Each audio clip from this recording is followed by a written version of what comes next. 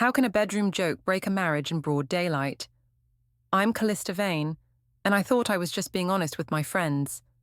Modern women don't hide behind fake smiles and perfect marriage facades, right? We tell the truth, even when it's messy. Especially when it's messy. It started on a Tuesday evening in our sleek downtown apartment.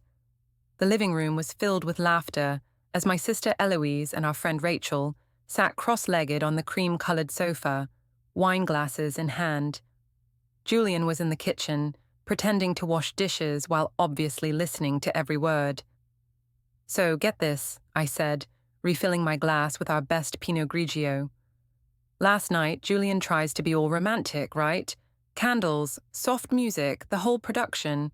But when it comes time for the main event, I paused for dramatic effect, watching their faces light up with anticipation.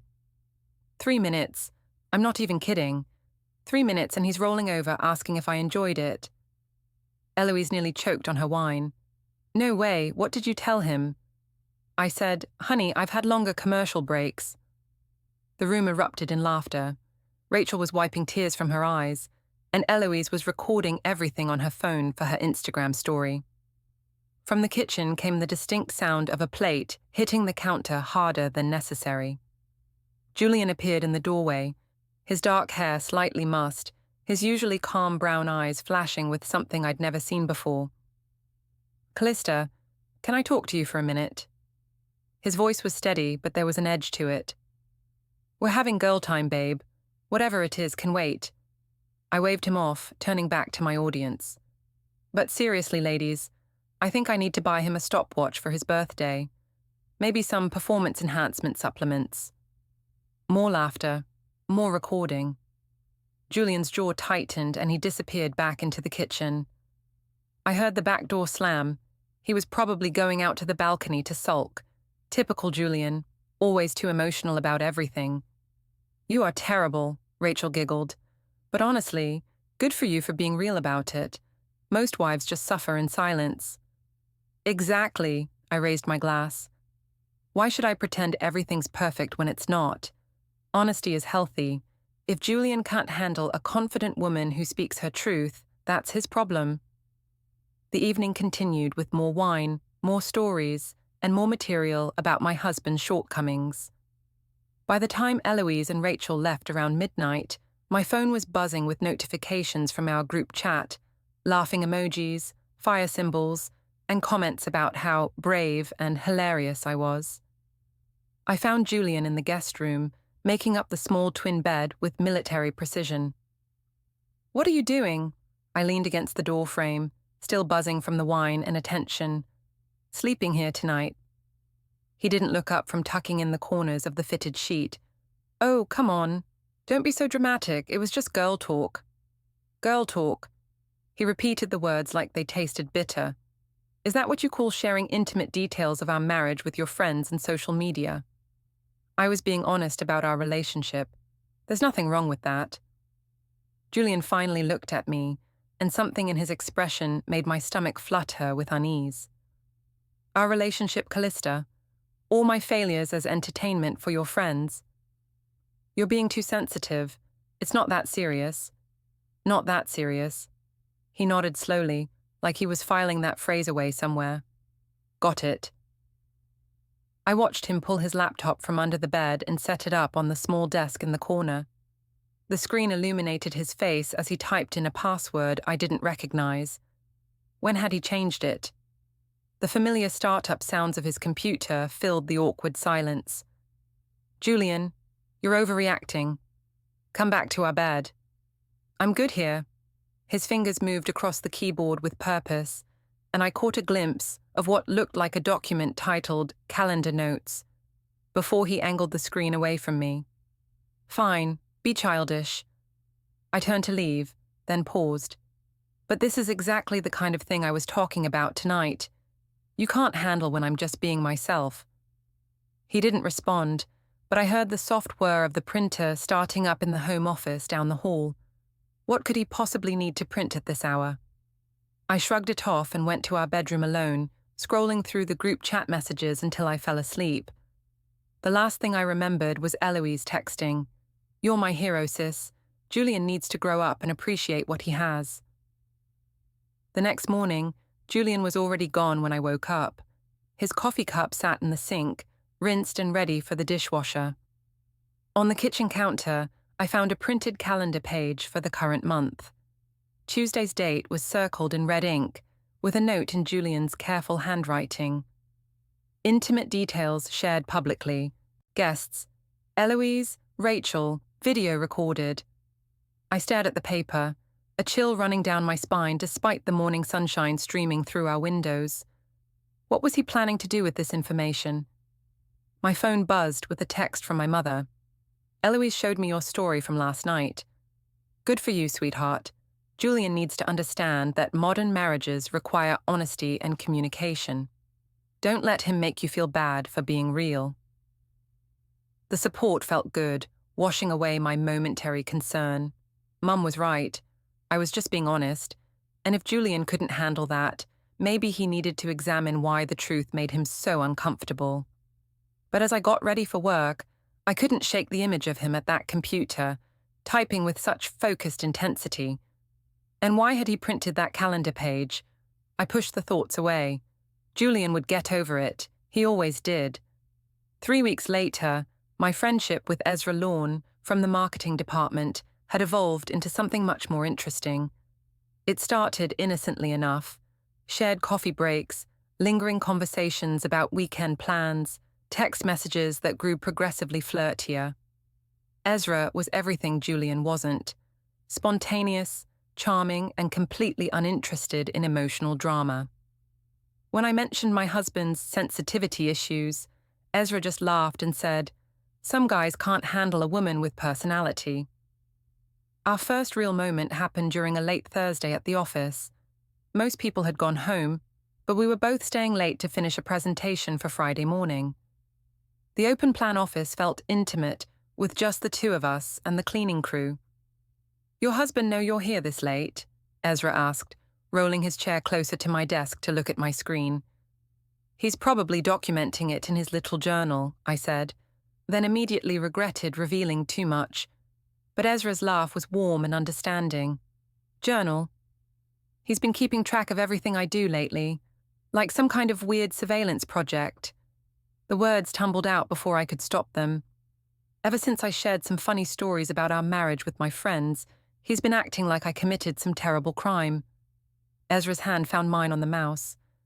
"Maybe he's just not secure enough to be with someone like you." The touch sent electricity through my arm. When he leaned in to point at something on my screen, I could smell his cologne, something expensive and masculine that Julian would never think to wear. "You know," he said softly, his breath warm against my ear, "confident women like you deserve partners who appreciate that confidence." I turned to face him, and suddenly we were inches apart.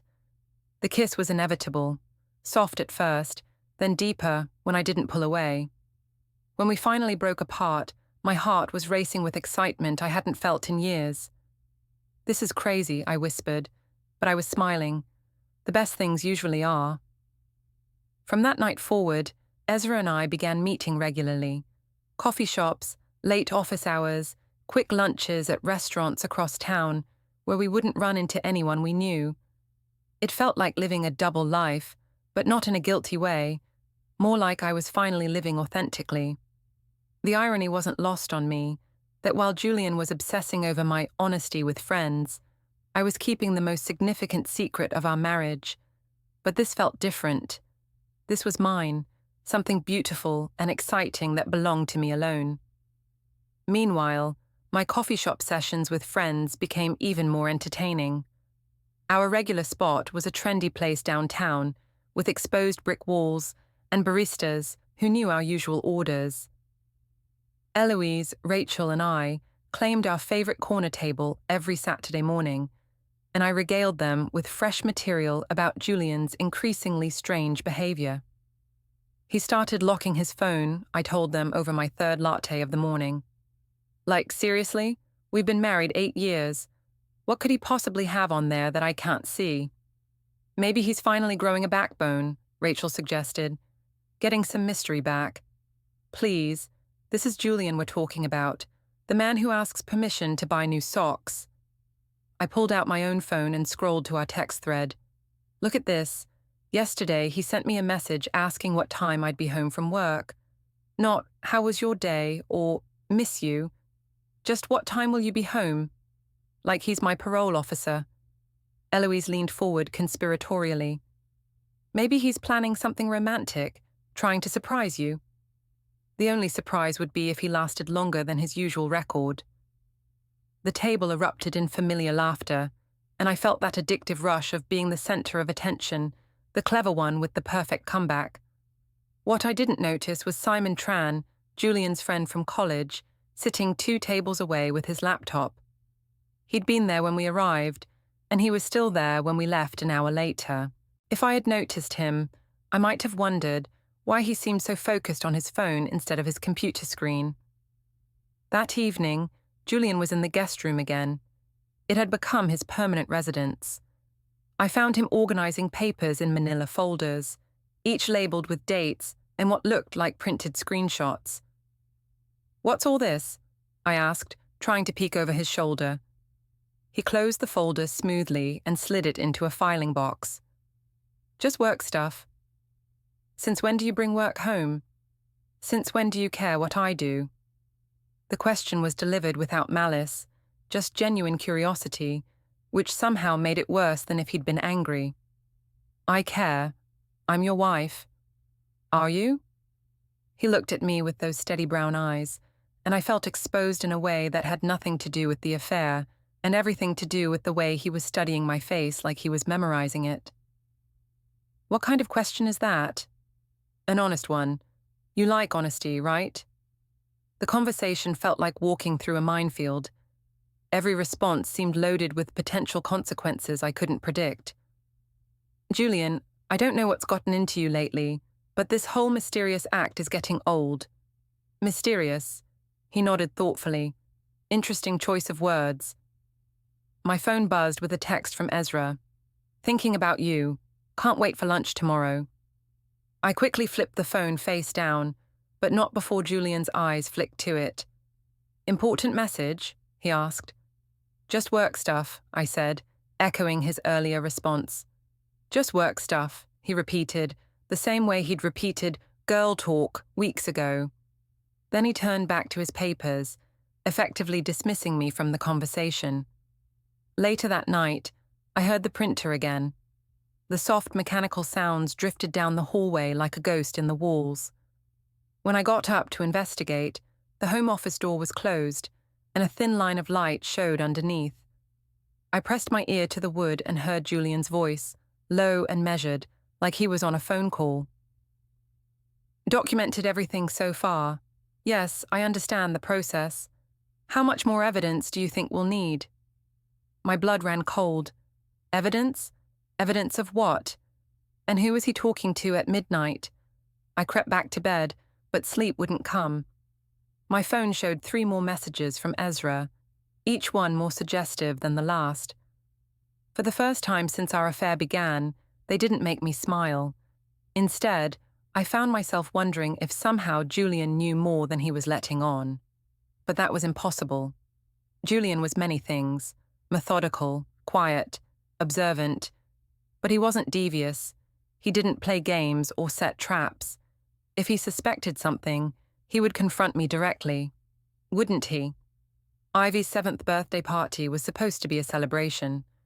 We'd reserved a corner table at her favorite family restaurant, the kind of place with crayons on every table and a kids' menu shaped like a dinosaur. The whole family was there: my mother Ruth, my sister Eloise, Julian's mother Margaret, and even Simon, who Ivy adored like an uncle. The trouble started when Margaret made an innocent comment about how, grown up, Ivy looked in her new dress. "She's getting so mature," Margaret said, smoothing Ivy's dark hair. "Such a thoughtful little girl. She asked me yesterday if Mommy and Daddy were having problems because Daddy sleeps in the small room now." An uncomfortable silence fell over the table. Julian's face flushed, and he focused intently on cutting Ivy's chicken nuggets into smaller pieces. "Kids notice everything," I said with a laugh, trying to deflate the tension. But sometimes they misunderstand what they see. Do they? Margaret's voice was carefully neutral, but her meaning was clear. My mother jumped in. Calista and Julian are just going through a normal rough patch. Every marriage has them. The key is communication and honesty.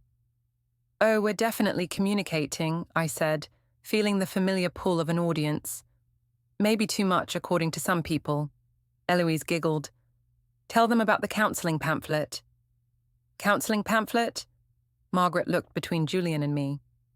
Julian left this brochure for marriage counselling on my nightstand last week, I began, warming to the story, like he was being all subtle about it. So I asked him if there was something specific he wanted to work on, and he gets all serious and says, I think we need professional help with our communication issues. That sounds reasonable, Margaret said carefully. Right, but here's the thing. The pamphlet was specifically about intimacy counselling, like sexual therapy. I paused for effect, noting how Julian had gone completely still. So I told him, honey, I don't think a therapist is going to help you last longer than a commercial break. Eloise burst out laughing, immediately pulling out her phone to record. Oh my God, you didn't. I absolutely did. And then, this is the best part, he asked me what I mean by commercial break, like he genuinely doesn't understand. So I had to explain that most TV commercials are about 30 seconds, and that's being generous with his performance time. Ruth was laughing so hard she was wiping her eyes. Calista, you are terrible. But I was on a roll now, high on the attention and laughter. It gets better. Last weekend, he tries to initiate something romantic, right? Starts with this whole massage thing, very serious about it, but I swear, the massage lasted longer than everything that came after. I told him we should switch. I'll give him the 30-second massage, and he can give me the 20-minute. Well, you know. The table was a mix of reactions. Eloise was recording everything. Ruth was encouraging me with delighted gasps, but Margaret had gone pale. Simon was staring at his plate like he wished he could disappear. And Julian looked like he was dying inside. Mummy, Ivy's small voice cut through the laughter. Why is Daddy's face red? The question sobered me for a moment, but Eloise quickly jumped in. Daddy's just embarrassed because Mummy's being funny. But why does funny make Daddy sad? Before anyone could answer, Margaret stood up abruptly. I think I need some air. She walked toward the restaurant's exit without another word. Julian finally spoke, his voice quiet but steady. Calista, can we not do this here? Do what? I'm just sharing funny stories with family. If you can't handle a little honesty. Honesty? His voice rose slightly and several nearby tables turned to look. Is that what you call this? What would you call it? Humiliation. Public humiliation of your husband for entertainment. The restaurant had grown quieter around us, other diners clearly listening to our exchange. Ivy looked confused and worried, her birthday crown sitting crooked on her head. Julian, you're being way too emotional about this, I said, trying to regain control of the situation. It's just family. We're all adults here. Adults, he repeated, that familiar way of echoing my words. Adults who respect each other's privacy and dignity. Oh, please, don't be so old-fashioned. Modern couples talk about these things. It's healthy. Simon cleared his throat. Maybe we should focus on Ivy's birthday. But I was frustrated now, feeling like Julian was ruining the mood with his sensitivity. You know what the real problem is? Julian can't handle being with a confident woman who doesn't pretend everything is perfect. He wants me to lie and put on some fake smile like women did in the 1950s. I want you to respect our marriage, Julian said quietly. I do respect our marriage. I respect it enough to be honest about it. Eloise was still recording, and I could see other phones appearing at nearby tables. The scene was becoming a spectacle, but I felt justified. Julian was being unreasonable, and everyone could see it. Daddy, are you and Mommy fighting? Ivy's voice was small and scared. Julian's expression softened as he looked at our daughter. No, sweetheart. Mommy and Daddy just disagree about some grown-up things. But you look sad. Sometimes grown-ups feel sad even on happy days like your birthday. But that's not your fault, okay? The gentleness in his voice made something twist in my chest, but I pushed the feeling away. He was the one making a scene, not me. Ruth leaned forward. Julian, honey, maybe you should try to see this from Callista's perspective. She's just being open about your relationship. That takes courage. Courage? Julian nodded slowly. Yes, I can see how much courage it takes. Something in his tone made me look at him more carefully. He wasn't angry anymore. He looked resolved, like he'd made some kind of decision. The rest of the party passed in awkward small talk. Margaret never came back from her walk. Julian focused entirely on Ivy, helping her open presents, and cutting her cake with mechanical precision. When it was time to leave, he hugged our daughter tightly and whispered something in her ear that made her nod seriously. That night, I found Ivy in her room, still wearing her birthday dress but looking troubled.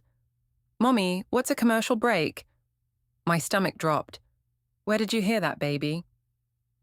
Some kids at school were talking about it. They said their mummies saw a funny video about you and Daddy. The blood drained from my face. Eloise's Instagram story. Of course it had spread beyond our immediate circle. In a small community like ours, gossip traveled fast, especially gossip about intimate marital details. It's nothing important, sweetheart, just grown-up talk. But why were they laughing about Daddy? I didn't have an answer for that. How do you explain to a 7-year-old that you've made her father the punchline of a joke that's now circulating through your social circle? When I went to check on Julian in the guest room, I found the door locked. I could hear him moving around inside, the sound of papers shuffling and drawers opening and closing. When I knocked, he didn't answer. The next morning, I discovered he'd changed all our account passwords, banking, streaming services, even our shared calendar. When I asked him about it over breakfast, he simply said, security purposes. Security from what? From people who might not have our family's best interests at heart. Ivy was eating cereal and watching cartoons, but I could tell she was listening to our conversation. Julian, this is getting ridiculous. You're acting like I'm some kind of enemy. Are you? The question was asked without emotion, like he was genuinely curious about my answer. Of course not. I'm your wife. My wife, he repeated thoughtfully. The woman who promised to love, honor, and cherish me. I do love you. Do you? He looked at me with those steady brown eyes. Because love usually involves some level of respect and consideration for the other person's feelings. I respect you. You respect me, he nodded. The way you respected me yesterday at Ivy's birthday party. I felt cornered, like he was setting some kind of trap. Julian, I don't know what you want from me. I want you to think about what kind of wife you've been, what kind of mother, what kind of person. He stood up and rinsed his coffee cup in the sink. And I want you to think about whether the person you've become is someone you're proud to be. After he left for work, I sat in the quiet kitchen, feeling unsettled in a way I couldn't quite name. My phone showed 17 notifications from various social media platforms.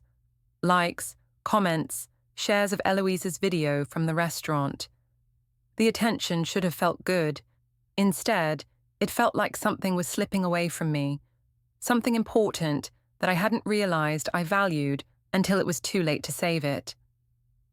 2 weeks after Ivy's birthday disaster, I decided to take control of the narrative.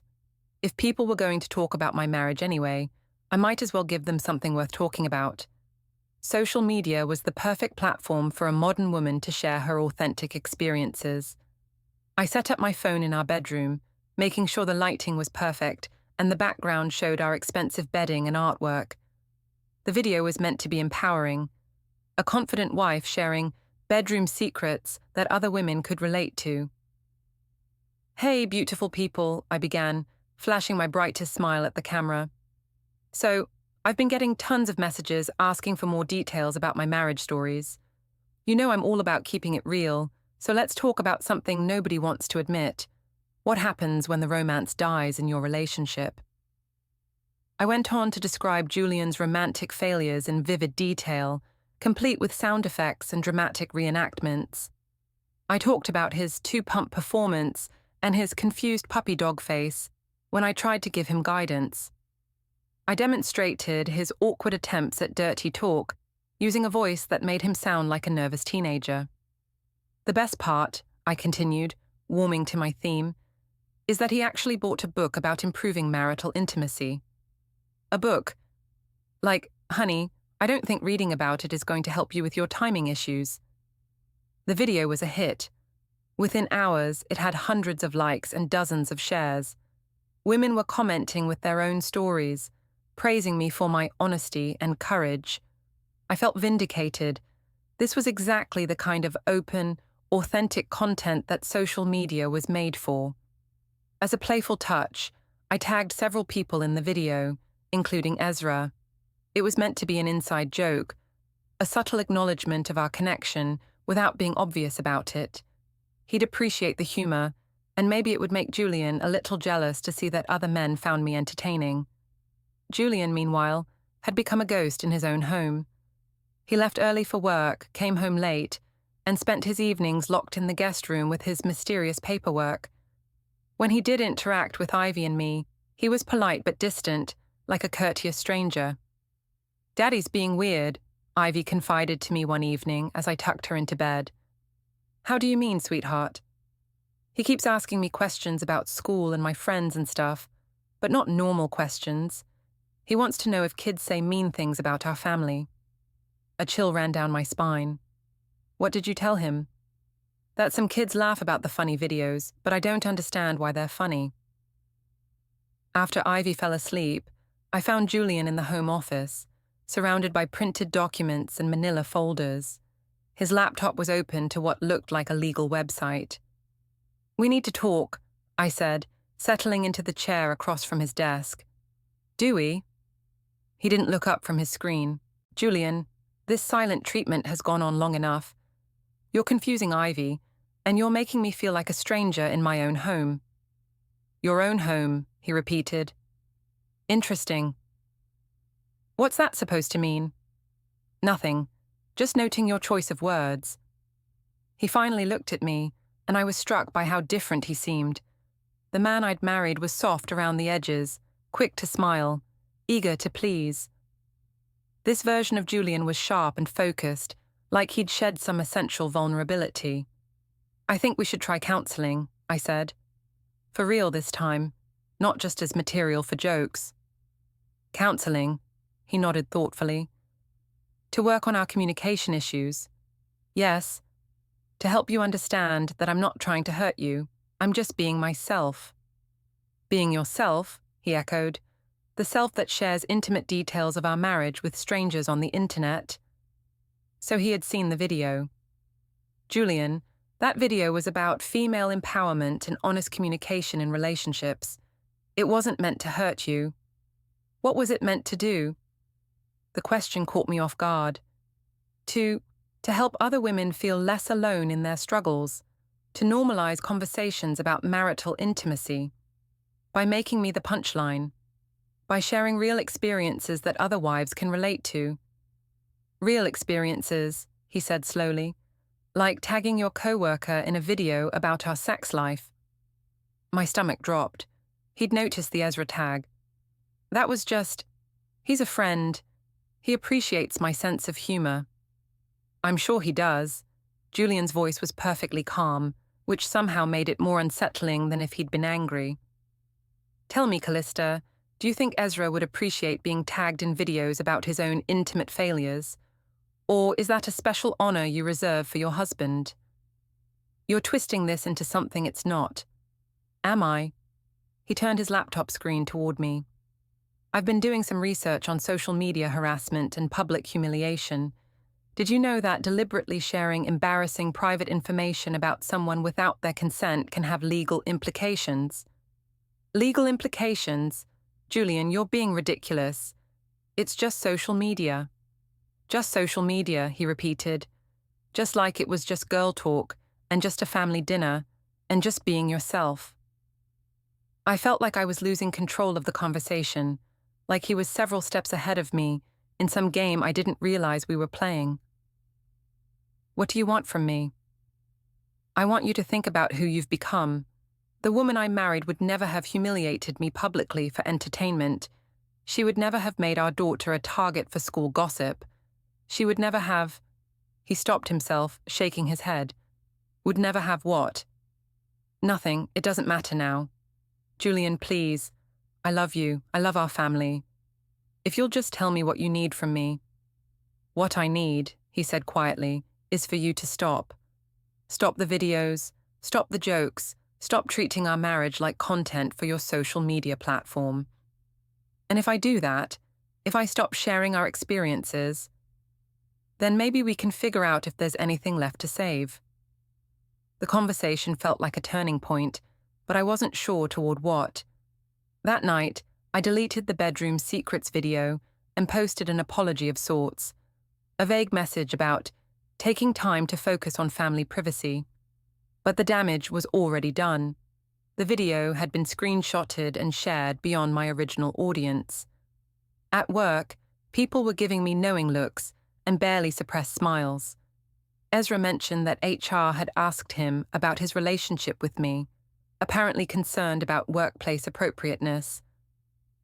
Maybe we should cool things down for a while, he suggested during one of our coffee meetings, just until the gossip dies down. Cool things down? I felt like everyone was abandoning me at once. Look, Calista, you're great, but I don't need drama at work. And honestly, the way you talk about your husband, it makes me wonder how you'd talk about me if things went south. His words stung because they felt unfair. Julian was my husband. We had history, commitment, shared responsibilities. What Ezra and I had was completely different, lighter and more fun. But as I watched him walk away, I realized he didn't see it that way. To him, I was just a woman who couldn't be trusted with intimate information. That evening, I found Julian packing a small suitcase in the guest room. Where are you going? I'm taking Ivy to my mother's for the weekend. She needs some time away from all this. All what? Julian, you're being dramatic. Things are settling down. Are they? He zipped the suitcase closed and faced me. Because I heard from Simon that the video is still circulating in local parenting groups. Ivy's classmates are still talking about it. And you're still meeting with Ezra for coffee every Tuesday and Thursday. The last statement hit me like a physical blow. He knew about the coffee meetings. How long had he known? Julian, I can explain. No need, he said calmly. I understand perfectly. You've made your choices very clear. What's that supposed to mean? It means I'm done pretending this marriage means anything to you beyond material for your entertainment.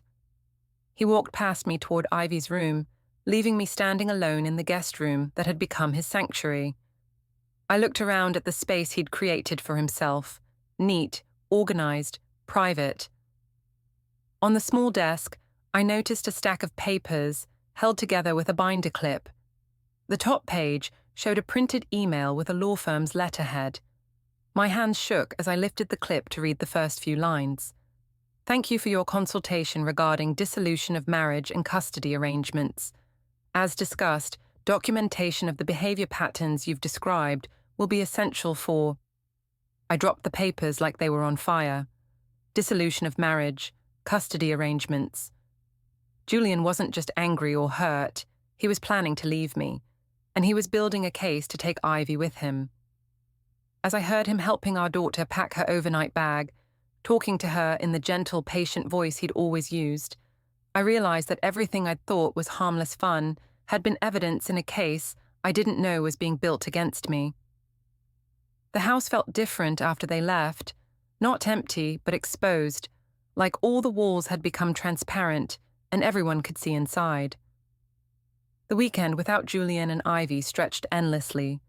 Saturday morning, I cleaned the apartment obsessively, trying to erase any evidence of the tension that had been building for weeks. I folded Julian's clothes from the guest room and put them back in our shared dresser. I deleted my social media apps and drafted a text to Ezra, ending whatever we'd been doing. But I didn't send the text. And when Monday came, Julian moved his clothes back to the guest room without comment.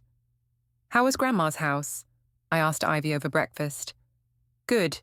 We baked cookies and watched old movies. Grandma Margaret said you and Daddy need to have some important talks." "Did she?" I glanced at Julian, who was reading something on his phone with intense concentration. "What kind of talks?" "About being a family. She said sometimes grown-ups forget how to be nice to each other." "Grandma Margaret is very wise," Julian said, finally looking up. "What else did she tell you?"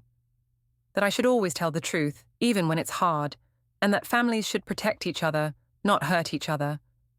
The words felt like a direct challenge. I wanted to defend myself, to explain that I'd never meant to hurt anyone, but Julian's steady gaze warned me against turning this into another scene in front of our daughter. After Ivy left for school and Julian for work, I sat in the quiet apartment and tried to figure out how everything had gone so wrong. In my mind, I'd been honest, authentic, and real about the challenges of marriage. When had honesty become cruelty? When had sharing experiences become betrayal? My phone buzzed with the text from Eloise. "Coffee later. I have drama to share about Mark." For the first time in months, the prospect of gossip and laughter didn't appeal to me. I texted back that I was busy and turned off my phone. Tuesday, I skipped my usual coffee meeting with Ezra. Wednesday, I declined Eloise's invitation to girls' night. By Thursday, my mother was calling to check if I was sick. "You're worrying me, sweetheart. This isn't like you." "I'm fine, Mum. Just taking some time to focus on family stuff." "Family stuff? Calista, please don't tell me you're letting Julian guilt you into changing who you are. Modern women don't apologize for being honest about their relationships. Maybe some things should be private." "Private? Honey, privacy is just another word for shame. You have nothing to be ashamed of. If Julian can't handle being married to a confident, authentic woman, that's his problem to solve." But after hanging up, I wasn't sure I agreed anymore. The woman my mother was describing, confident, authentic, honest, didn't feel like me. She felt like a character I'd been playing, someone who performed openness instead of actually being open. Thursday evening, Julian came home with groceries and started making dinner without asking if I wanted help. I watched him move efficiently around our kitchen, chopping vegetables and seasoning chicken with the same methodical precision he brought to everything. "Can we talk?" I asked. "About what?" "About us. About fixing this." He paused in his chopping and looked at me. "What exactly do you want to fix, Calista?" "Our marriage, our family. I know I've made mistakes, and I want to make them right." "Mistakes," he repeated. "Is that what you call them?" "Julian, please, I'm trying to apologize here." "Are you? Because it sounds like you're trying to manage a situation that's become inconvenient for you." "That's not fair." "Fair," he said, returning to his vegetables. "Let's talk about fair. Is it fair that our daughter gets teased at school because her mother makes jokes about her father online? Is it fair that I can't go to the grocery store without wondering if people are laughing about our sex life?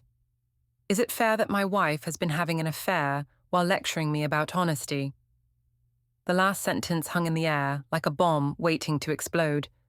He knew about Ezra. Not just the coffee meetings or the tagged social media posts. He knew everything. "Julian, don't." His voice was quiet but firm. "Don't lie to me anymore. I'm done with lies." "How long have you known? Does it matter?" "It matters to me." He set down his knife and turned to face me fully. "I've suspected for weeks. Simon saw you and Ezra together at places couples go, not co-workers. Your phone habits changed. You started working late more often. But I didn't have proof until you tagged him in that video. That was you including your affair partner in public humiliation of your husband. That was you being so careless with our marriage that you couldn't even keep your secrets separate." I felt like I was drowning. "Julian, I'm sorry. I'm so sorry. It didn't mean anything. Ezra was just..." "Just what?" Just someone who appreciated your sense of humor. Just someone who understood you better than your boring husband. It wasn't like that. What was it like, Calista? Help me understand how you justify betraying our marriage while simultaneously mocking it for entertainment. I didn't have an answer. Standing there in our kitchen, looking at the hurt in his eyes, I couldn't remember why any of it had seemed reasonable or justified. I want to fix this, I said quietly. Tell me how to fix this. You can't, he said simply. Some things, once broken, can't be repaired. So what happens now? Now we figure out what's best for Ivy. The conversation ended there. Julian finished making dinner, served me a plate without comment, and ate his meal in silence. Afterward, he returned to the guest room and closed the door. That night, I heard the printer again, but this time I didn't investigate. I was afraid of what I might find. Friday morning, Julian left early without saying goodbye. When I checked the guest room, I found it empty of his personal belongings. The desk was clear, except for a single manila envelope with my name written on it in his careful handwriting. Inside was a letter, typed and formal. Calista, I will be staying at my mother's house for the foreseeable future. I think we both need time to consider what we want our future to look like. I have documented the events of the past 2 months, including the public sharing of private marital information, the social media harassment, and the extramarital affair. This documentation will be relevant if we proceed with legal separation.